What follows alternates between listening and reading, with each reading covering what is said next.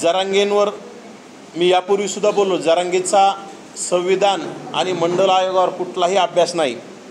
जरांगे यांना मी सांगू इच्छितो, एकतर जरांगेने आम्हाला सांगावं किंवा या राज्याच्या मुख्यमंत्र्यांनी आम्हाला सांगावं, जरांगे जे बोलतात, कधी बोलतात की धक्का लागत नाही आणि कधी बोलतात आम्ही ओबीसींच्या 80% आरक्षणात घुसलो आहोत, आता राहिले फक्त 20%। म्हणजे जरांगेंची नेमकी भूमिका जरांगेंनी स्पष्ट केली पाहिजे।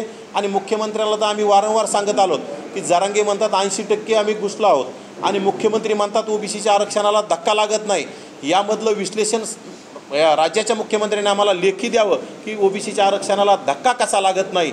आजपर्यंत या राज्यामध्ये बोगस कुणबी नोंदीमार्फत 57 लाख बोगस प्रमाणपत्र, कुणबी प्रमाणपत्र वाटप करण्याचं काम या राज्य सरकारनं पाप केलेलं आहे, ते सुद्धा राज्य सरकारनं स्पष्ट करावं। मुख्यमंत्र्यांनी दिलेला आहे तो शब्द, सगळ्या सोयऱ्यांचा GR काढताच येणार नाही आणि खरंच तो घटनात्मक संविधानाच्या चौकटीत बसत नाही, तो काढता येणार नाही। आणि या राज्य सरकारने जर घटनेची पायमल्ली, संविधानाची पायमल्ली करून जर तो अध्यादेश काढला तर नक्कीच नुसत्या ओबीसींचं नुकसान होणार नाही, यामध्ये या राज्यातील ओबीसी SC STंना सुद्धा त्याचा धोका आणि फटका बसणार आहे। त्यामुळं आम्ही या राज्यातील ओबीसीसह SC STंना सुद्धा नम्रपूर्वक आवाहन आणि विनंती करत आहोत की या लढ्यामध्ये आपण सुद्धा सहभागी झालं पाहिजे।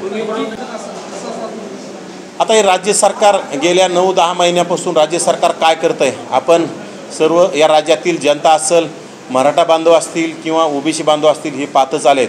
तर राज्य सरकारच याला जबाबदार म्हणता बी येणार नाही। या राज्यामध्ये जरांगेंचा लाड चाललेला आहे, त्यामध्ये राज्य सरकार, विशेषतः राज्य सरकार आणि त्याबरोबर मराठा समाजातील प्रस्थापित नेते यांनी सुद्धा जरांगेचा अतिलाड करण्याचं काम केलं आहे आणि त्याच्या जीवावरच जरांगे पाहिजे ती गोष्ट आणि हट्ट करण्याचं काम करतात आणि राज्य सरकार कुठेतरी हट्ट पुरवण्याचं काम करतात।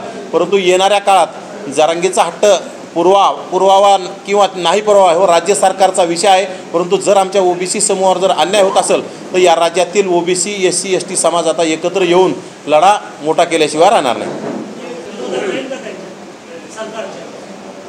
हा ओबीसी समाज आहे, जे ओबीसींच्या विरोधात कट कारस्थान करत असेल आणि जे ओबीसींच्या विरोधात कुठेतरी काहीतरी षड्यंत्र करत असेल आणि ओबीसीच्या पाठीत खंजीर खुपसण्याचं काम करत असेल तर ते सरकार असो किंवा विरोधक असो, त्याला ओबीसी समाज येणाऱ्या काळात सोडणार नाही।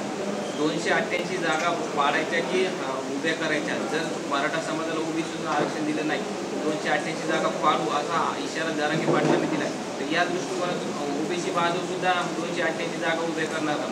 सर्वप्रथम जरांगेचं मी स्वागत करतो, त्यांनी खरंच या राज्यातील 288 पाडले पाहिजे, मी त्यांच्या या निर्णयाचं स्वागत करतो। फक्त जरांगेंनी शब्द बदलू नये, कारण की आज 88 पाडू म्हणतात, त्याच 88ला निवडून आणण्यासाठी त्यांनी रात्रंदिवस करू नये, कारण 288 पाडले तर आमचे पडणार नाहीत।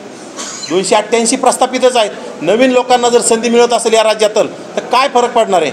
288 जे आज घटनेची पायमल्ली करतात, त्या 288ला पाडत असं तर आमचं काय दुमत आहे, आम्ही कोण त्यांना सांगणार आहे। त्यांनी नक्कीच पाडले पाहिजे, त्यांना आमच्या शुभेच्छा आहेत।